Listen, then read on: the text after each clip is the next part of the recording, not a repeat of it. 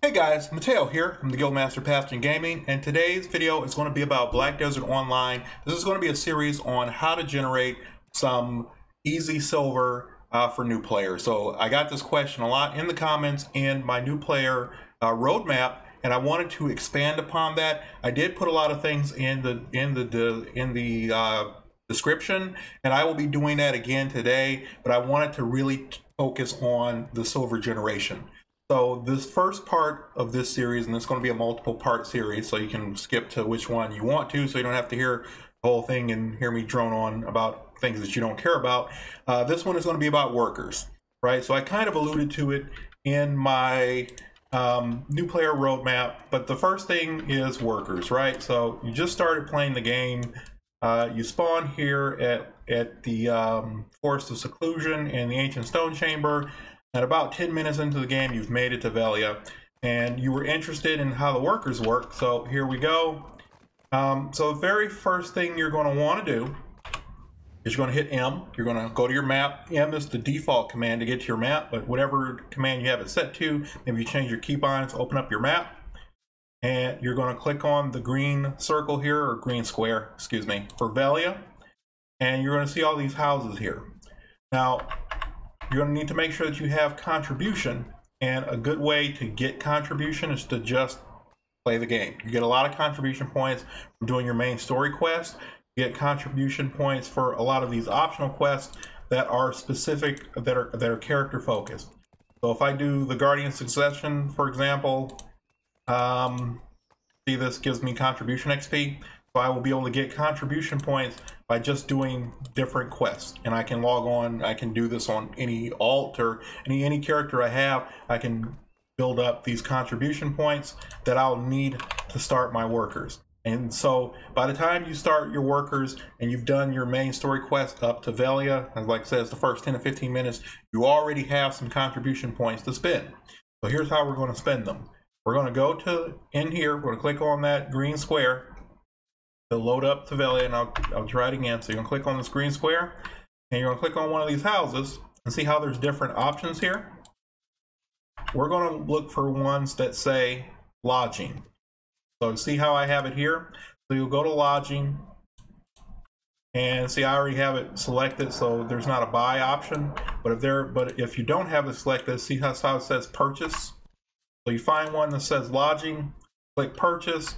It'll take your contribution. It'll take a very small amount of silver, so maybe like 10,000 silver from you, 1,000 silver, and this allows you to hire workers. See, it says you can hire one more worker. This one goes up to level 2, so I can hire 2 more workers. This is basically housing for your workers.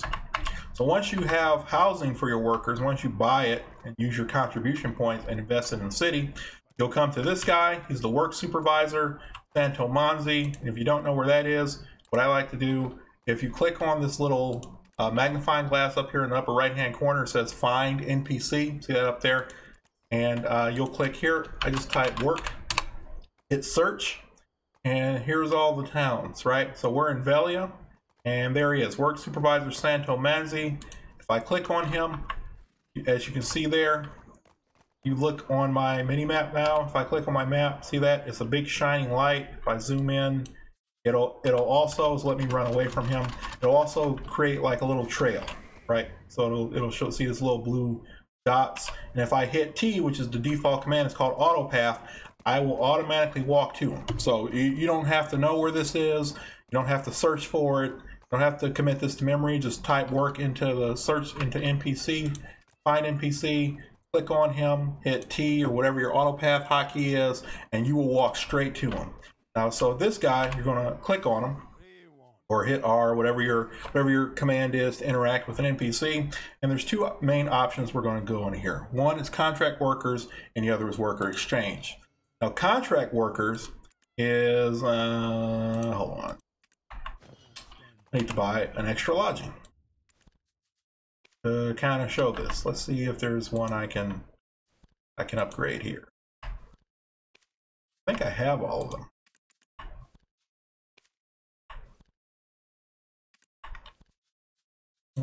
That one lodging? Nope. Oh boy, guys. Okay, whatever. I'll just spend the I'll spend the pearls. You guys are worth the pearls. I'll spend the pearls. So you can, this is something you can also do. You can expand your lodging with pearls instead of contribution points. It's a paid option. So if you wanted to spend a buck, yeah, you want to spend a buck to do that instead of spending your contribution here. If you wanted to get a jump on it, you're free to do that as well. So this first option is contract workers, costs energy. As I covered in the new player guide, everything you do that's non-combat related costs energy. So it costs 5 energy to hire a worker, hit yes. And then this is basically a roulette. So, you know, this is a green worker in the same kind of item quality as in a lot of games. So, you know, white, green, blue, purple. I don't think there's purple, in orange, yellow. So you're looking for things that are higher quality. So I'm gonna keep viewing another. That's green, I don't want it. I don't want it. This is kind of blue, it's a little bit worse. I don't want that. Don't want it. And so this is basically what you're going to be doing. There's a blue one. Here's a rare one. I wouldn't want that, but you're going to keep gambling. You can get an even higher quality. Back to green, didn't work.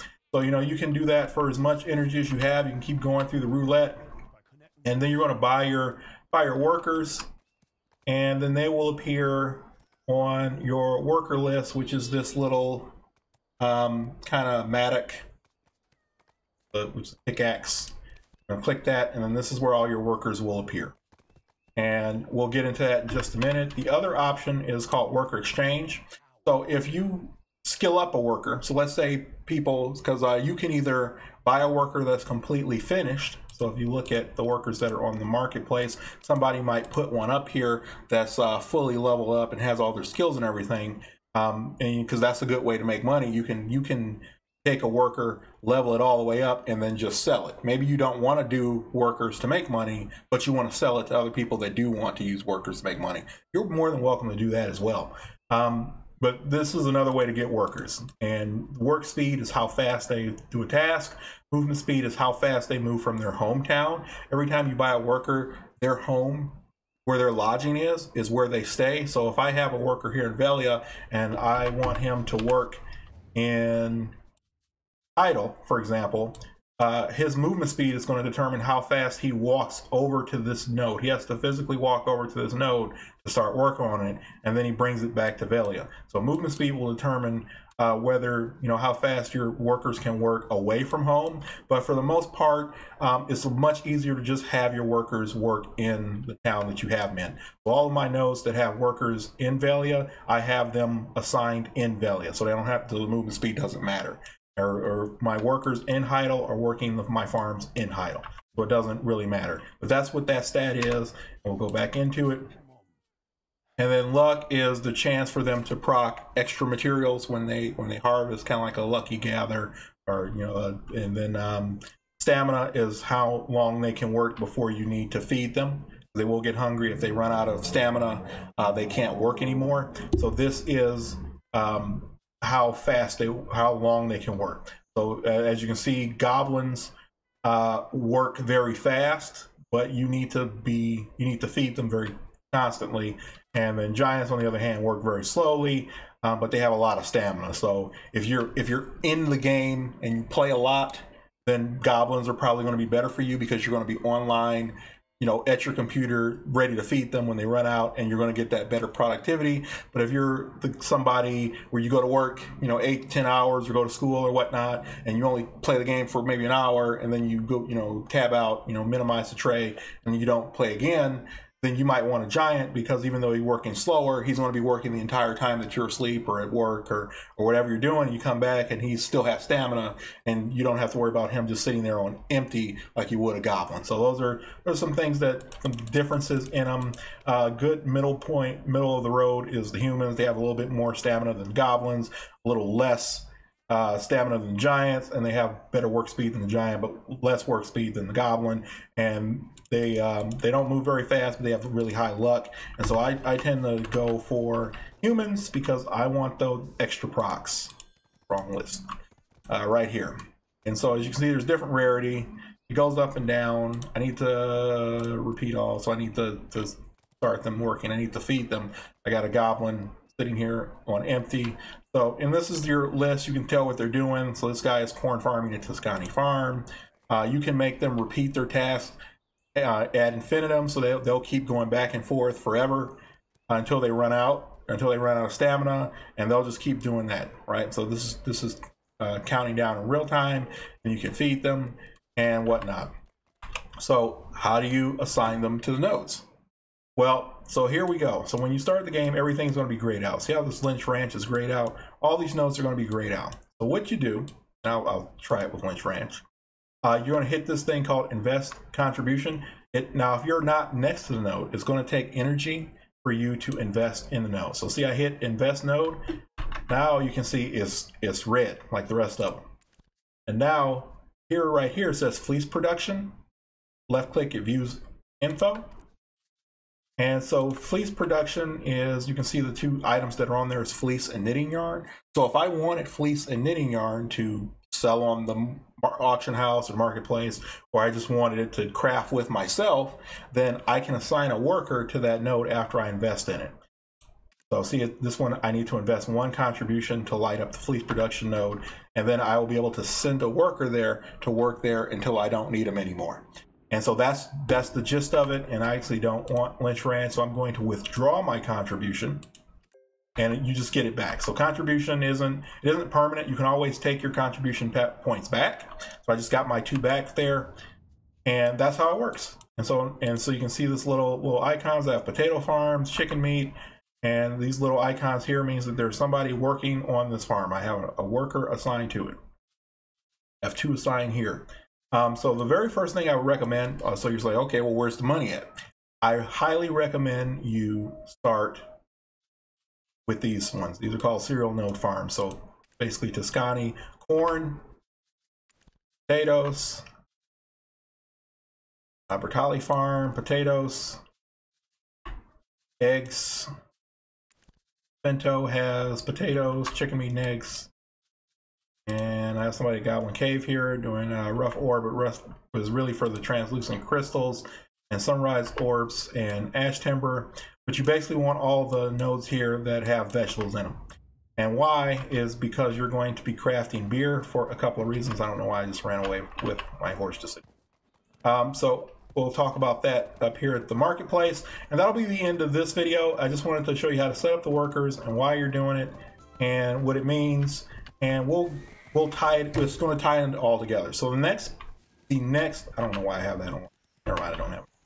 So the next video is going to be, okay, well, what do we do with it, right? So part 2 will be, what do we do with the things that the workers have made? What can we turn them into to make money?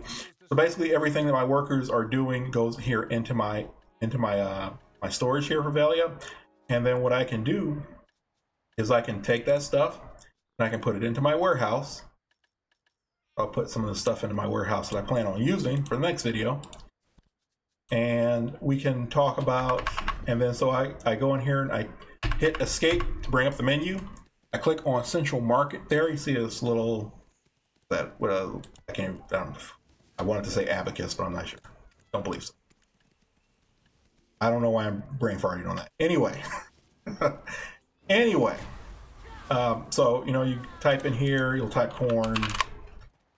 So you have corn, and see corn costs 1,000, right? And so with high luck, you have a chance of getting more procs. So it'll bring more instead of less. So you go here to sell, so you know how much it's worth.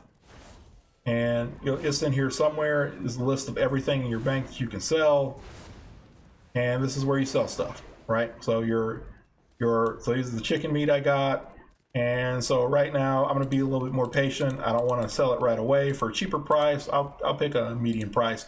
And right now, for having done absolutely nothing, because that's all my workers. This is my first time logging in today. There's 2 million silver from that one farm, from that one worker, just in my bank. I hit register, somebody will buy it, I'll get my 2.4 million, or there's tax, so a little bit less than that, and so on and so forth. So like I have a pumpkin farm, same thing. I want to do a kind of a medium price here. I'm not in that big of a rush. Same thing, 2 million, and so on and so forth. and that's basically what your workers can give you. Some mats are a little bit more expensive than others. Here's the corn. Like the corn nodes have 8 million silver worth of corn, and this is what they're going to be doing around the clock all day while you're logged in, not doing anything. So when I'm AFK, maybe I go AFK fishing, or maybe I just, you know, I hit escape, I go to disconnect, but instead of turning the computer off, have a pretty good computer. If you don't, then I understand if you don't want to do this. I just hit minimize the tray. I don't actually turn my game all the way off. You know, I can still play other games, do other things while this is minimized the tray. It's not rendering. It's not loaded on my video card. It's not really bogging out my memory either. And so my workers will continue to do this around the clock, 24/7. And you know, if I sold everything, I'd probably have somewhere between 40 to 50 million silver per day, with them just all working around the clock doing that. So that's workers, guys. So simple, so easy to do. And once you have a bunch of energy, because remember, your energy is regenerating, you know, while you're sitting here. So even though this character is low on energy, your energy on your entire account is regenerating. So look at that. Lunaris, Ival, Titania, all my alts are maxed energy, so I can log on to an alt and keep doing this. I can keep re-rolling for better workers. I can keep investing in nodes all over the place, and I can keep buying workers and setting them up all over the world. And you know, if I just keep doing this, although this isn't really what I'm so interested in, but if I just keep doing this all over the world, you know, my profit is, my passive income is going to keep growing and keep growing and keep growing. So even if I'm a new player and there's not a lot of things, I can't grind, I can't kill monsters very fast, I can't do all the really rich guy stuff in the game that's making billions of silver, I can start incrementally getting my way up there just passively. Even maybe this isn't even my main game and I go play something else, and then, you know, maybe a couple of weeks I come back here and maybe I just log in once a day, I do what I'm doing here with the workers, and boom, I have enough silver to actually progress my character a little bit, buy some gear, and get it, you know, buy a boat, or do what I want to do, as if I were playing every day. So that's one of the great things about this game, guys. And I'll see you guys in the next video, and we'll get to it. So I appreciate you watching. And until next time, guys, peace.